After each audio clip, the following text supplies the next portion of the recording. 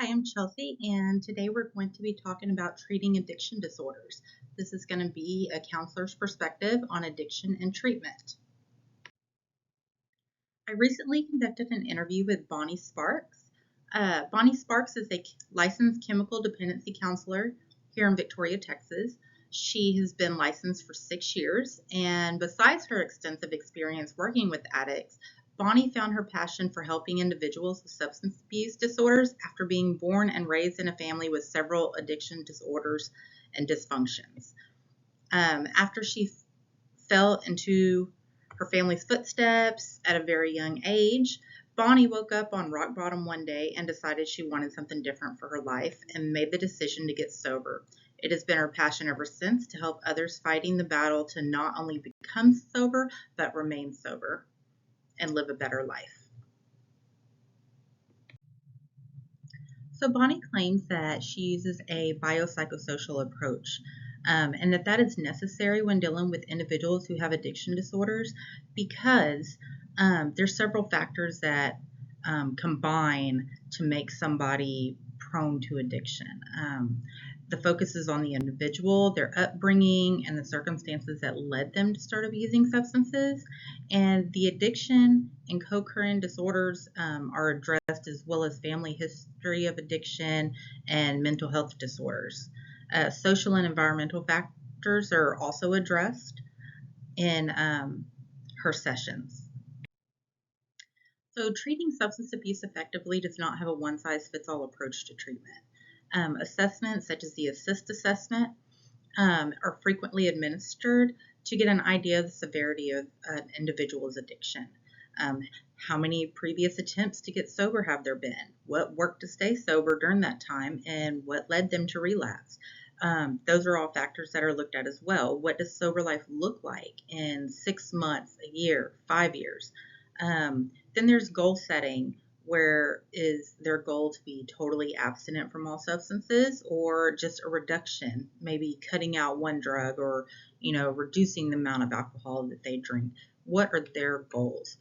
So people come at all different stages of addiction, and while one person may come as a first resort at the first sign of trouble, another person may have tried every other option before coming in. So there are those that are also court ordered due to driving while intoxicated charges or possession charges, but who aren't actually, true addicts. The job of the counselor is to meet the person where they're at, and through talking, rapport building, and goal setting, you figure out where they want to be. So what does sobriety mean for them, their families? How does their future look different without this addiction hanging over them? So there are several evidence-based approaches that can be used, and it is common to use several different treatment approaches with a single client. When counseling persons with addiction disorders, a person-centered approach is best because it focuses on the client. Person-centered therapy can help the individual get to know themselves, their triggers, and the issues that they need to work on. It can also help them work towards their goals and other goals that don't have anything to do with addiction. So strength-based approaches are used to empower clients to decide their goals and to work with them towards achieving those goals by providing the client with choices, options, and allows the counselors to gauge the client's readiness for change.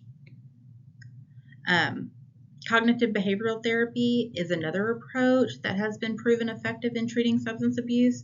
CBT works by targeting maintaining factors of addictive behaviors and preventing relapse. Relapse prevention programs are based on social cognitive and cognitive behavioral principles.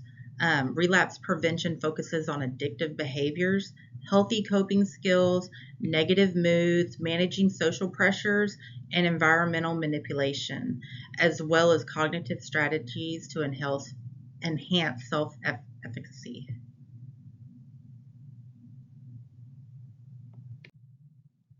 So there are support groups like Alcoholics Anonymous, Narcotics Anonymous, and Celebrate Recovery that are used to help with addiction disorders. It provides a safe space for the person to discuss struggles, strengths, and it provides new connections for the person, because a person who is serious about staying sober is going to have to let go of most, if not all, of their prior social relationships. It also helps keep the person accountable and offers a new support system for the client.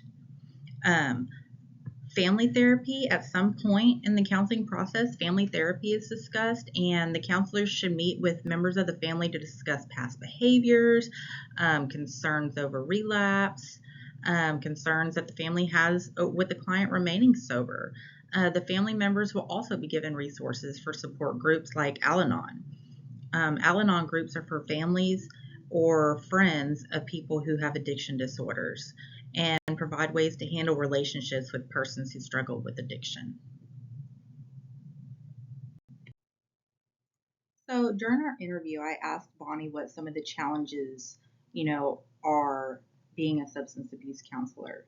And she said that the main challenges for her in her practice were rapport building. Building a rapport with someone who has an addiction can be challenging because the client will usually have trust issues, a fear of disclosing important aspects of their addiction that may be really important to their treatment and recovery.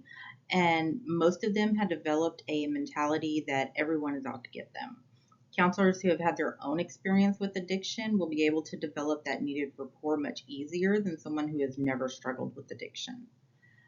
Bonnie also said that self disclosure, while counselors are really supposed to limit their self disclosure, substance abuse counselors may have to self disclose a little more than other counselors. She said that people who struggle with addiction have spent so much of their time lying to everyone around them due to either being embarrassed or ashamed, or out of fear of being negatively judged or rejected by loved ones. So, the counselor demonstrating their own accountability and struggles with addiction will make it easier for the client to admit their struggles.